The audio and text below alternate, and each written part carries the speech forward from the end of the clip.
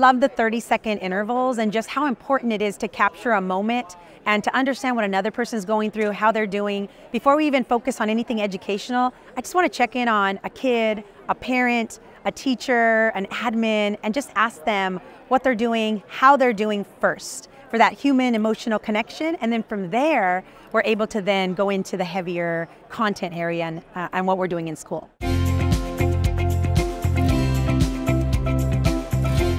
Clear is kind. Communication is so essential to getting a communication or a message across to the other person. And we all live our lives through our lived experience and what we go through. And sometimes that may kind of convolute some of the messaging. And so it's so important to hear with clarity and then to ask those questions like, did I hear you say this? Or summarizing what that is to make sure that they also understand the messaging. Messaging gets lost so often. And so in our session, just really focusing on clarity, really make sure that we are focused on whatever that message is and that the person on the receiving end understood it the way we intended it to come across.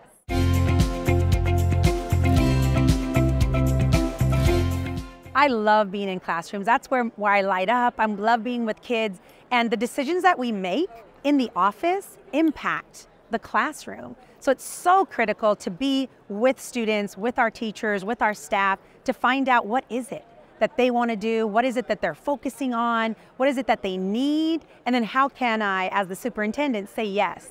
Yes, we can, and we'll do this, and we'll do this. And so I also have a student advisory council. My advisors, I love them because they will be so brutally honest with me and tell me, we loved this that you got us, but this didn't work out so much. And so that's so important just to be with the children in those classrooms. And so every morning I'm in classrooms in schools for the first 2 hours of my day, and then I can handle all the meetings afterwards.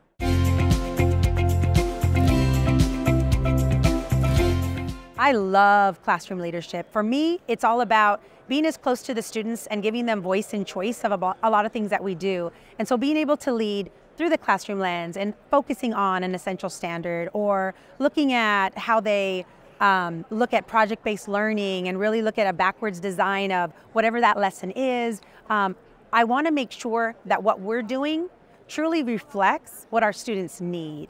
And so classroom leadership, walking into classrooms, walking side by side with the board member, walking side by side with the teacher. One thing we're really proud of is we do instructional rounds. And so it used to be a top-down kind of a thing where leaders went into classrooms to look at how teachers are teaching, how they're leading. But what we've done is we've now flipped that model to where teachers are now giving each other feedback. So they're conducting instructional rounds going into classrooms and refining lessons in a non-threatening, just very vulnerable type of setting, but they're getting so much out of it.